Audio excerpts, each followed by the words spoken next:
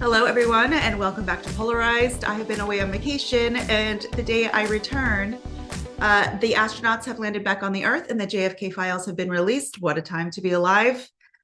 So much to discuss. I look like this because I have been up all night going through the JFK files. Okay, that's 1,123 files to open. I am not a historian, but I am a curious individual. And so I wanted to see if there was anything in there that I personally found of interest. Now, there are a lot of pages that I have screenshot and shared on other platforms because there's just highlighting how much was being hidden. There's the KGB, the CIA, Cuba. There's so much of interpersonal, interdepartment memos saying, what do you want redacted? What should we highlight what you want to keep in? What do you want to take out? What you want to hide? So much being hidden. And we, of course, are curious, why? What are you trying to hide? We've been trying to figure this out for decades. So a lot of memos like that throughout these 1,000+ pages. There were two big pages that to me were the most interesting. There is a page that discusses Gary Underhhill, who found what he thought was a link between the CIA and a plot to kill JFK. He hurriedly left DC, went to a friend's house, kind of discussed his findings, and shockingly wound up dead. They ruled it a suicide, but he was shot from behind the ear. And it is not the first suicide where it was kind of physically impossible for the person to shoot themselves. It just didn't physically, it doesn't make sense. So that is very curious. And I will insert that memo and you can pause to read. The second file that I found most interesting was a memo dictated by J Edgar Hoover, the FBI director. And this was shortly after Lee Harvey Oswald was killed by Jack Ruby on his way to being transported to the jail right after the assassination of President John F. Kennedy.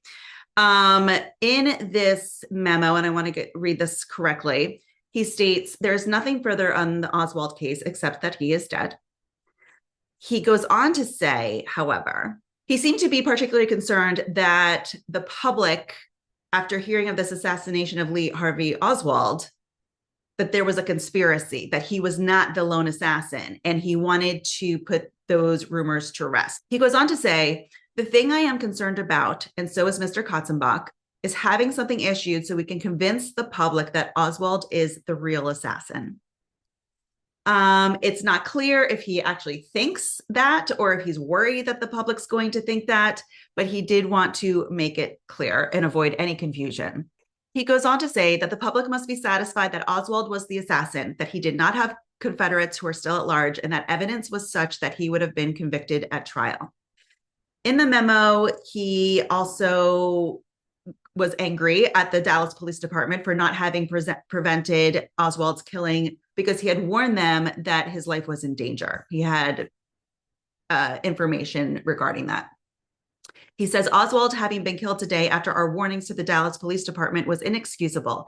It will allow, I am afraid, a lot of civil rights people to raise a lot of hell because he was handcuffed and had no weapon. There are bound to be some elements of our society who will holler their heads off that his civil rights were violated, which they were. Some other intriguing tidbits in the over 1,000 files are the following. On November 26, 1963, a memo to the FBI from the CIA counterintelligence chief, James Angleton, said that the senior reporter for the Cambridge News in England told British security officials that 25 minutes before Kennedy was shot, an anonymous tipster telephoned and urged the reporter to call the American embassy in London for some big news, and then he hung up. William C. Sullivan, who was the third-ranking FBI official after Hoover, wrote in a January 30th, 1964 memo to Assistant FBI Director A.H. Belmont that Oswald was never an FBI informant, was never paid money for information, was never assigned any symbol number. The memo was in response to allegations brought up before one of the commissions investigating the killing that Oswald was on the FBI's payroll. However, there's also a newly released document which includes an excerpt of a 1975 interview with CIA Director Richard Hens for the Rockefeller Commission. This was established by President Ford to examine the CIA's covert activities.